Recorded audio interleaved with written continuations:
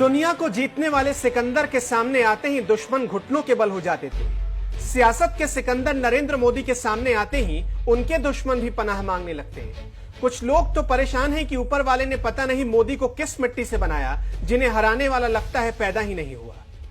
यह विधि का विधान कहीं या परिश्रम का परिणाम। नरेंद्र मोदी आज तक कोई चुनाव हारे ही नहीं और उन्हें हराने जो भी मैदान में उतरा, समझो उसके राजनीतिक सितारे की शाम हो गई। इसमें एक से बढ़कर एक नाम है, एक से बढ़कर एक धुरंधर है।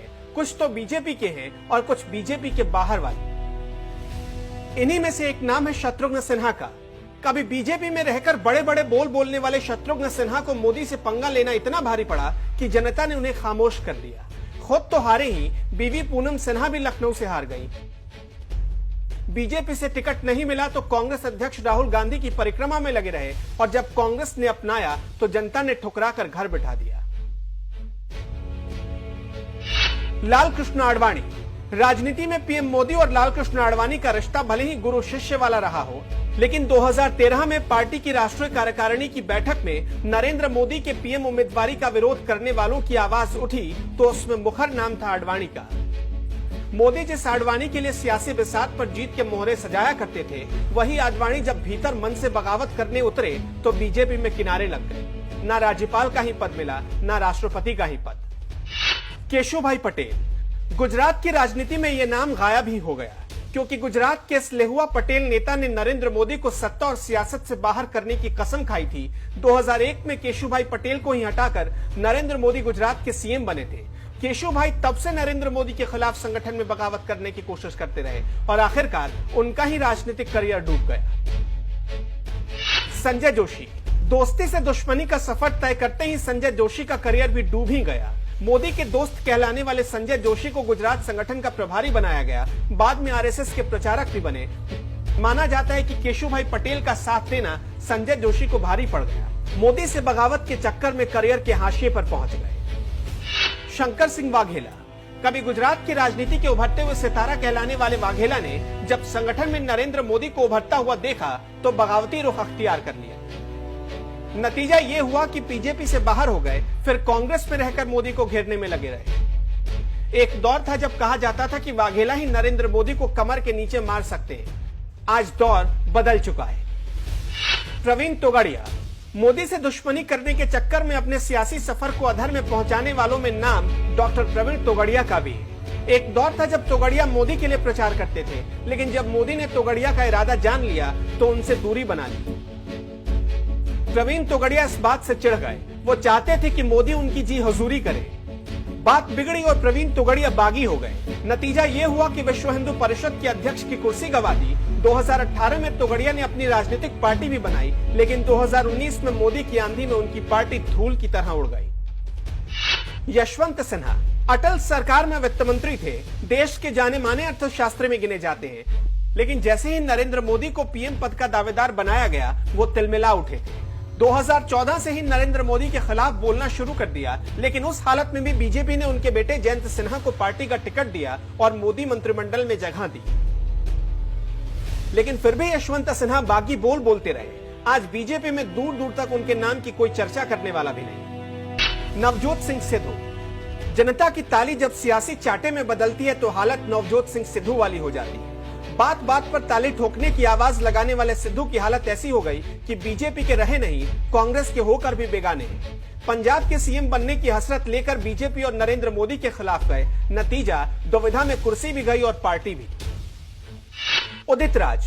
दिल्ली के उत्तर पश्चिम लोकसभा सीट से 2014 में सांसद बने और बाद में 2019 के लोकसभा चुनाव से ऐन पहले कांग्रेस के हो गए। पीएम मोदी और अमित शाह के खिलाफ विरोधी बोल ने टिकट तो उड़ाया ही, उम्मीदवारी भी उड़ गई। अब जरा बीजेपी से बाहर निकलते हैं। बुआ बबुआ की जोड़ी का हश्र आपने 2019 के लोकसभा चुनाव में देखा। माया अखिलेश मिलकर चले थे नरेंद्र मोदी को हराने।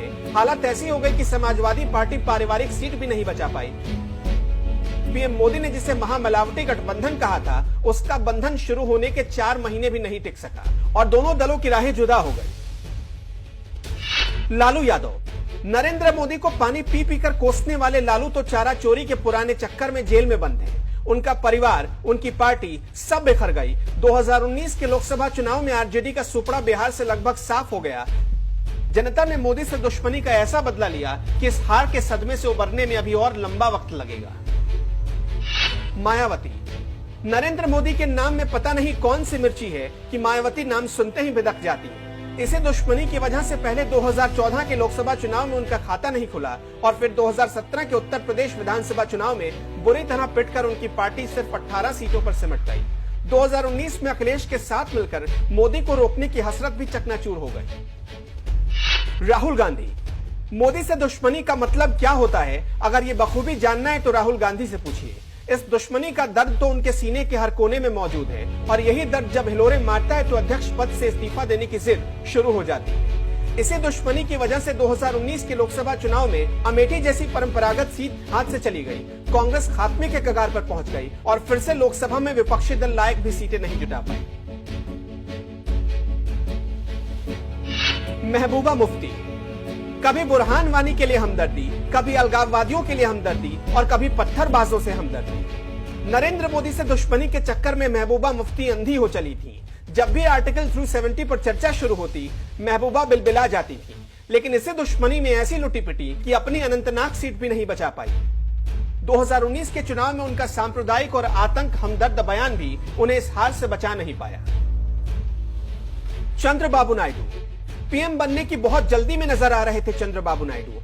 ख्वाहिश तो थी कि 2019 के नतीजे आए और बीजेपी विरोधी दल उन्हें अपना नेता मान ले, लेकिन बेचारे इस चक्कर में आंध्र प्रदेश की कुर्सी हाथ से धो बैठे। हालत यह हो गई कि लोकसभा में उनकी पार्टी की सिर्फ 3 सीटें रह गई और विधानसभा में सिर्फ 23। अरविंद केजरीवाल। हर बात के लिए मोदी को जिम्मेदार ठहराने वाले अरविंद केजरीवाल की आम आदमी पार्टी दिल्ली की सातों लोकसभा सीटों पर धड़ाम हो गई। नीतीश कुमार। नीतीश कुमार की हालत तो देख ही रहे होंगे आप। कार्यक्रम नीतीश का होता है लेकिन नारे मोदी मोदी के गूंजते हैं और नीतीश कुमार को चुपचाप ये सहना पड़ता है। इसी तरह आईपीएस संजीव भट्ट, मणिशंकर अय्यर और कपिल सिब्बल की हालत भी किसी से छुपी नहीं है। ममता बनर्जी।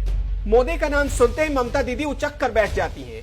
मोदी को अपना दुश्मन नंबर 1 मानने वाली दीदी इसी दुश्मनी के चक्कर में अंधी हो गई और धीरे धीरे बंगाल उनके हाथों से जा रहा है, लेकिन अब देखने के अलावा वो कुछ नहीं कर सकते। मोदी की सियासत में बगावत के रोड़े डालने वालों के लिए ये आंकड़े डराने वाले हैं। मतलब साफ है, मोदी से पंगा लिया तो सियासी सितारे गर्दिश में चले जाएंगे।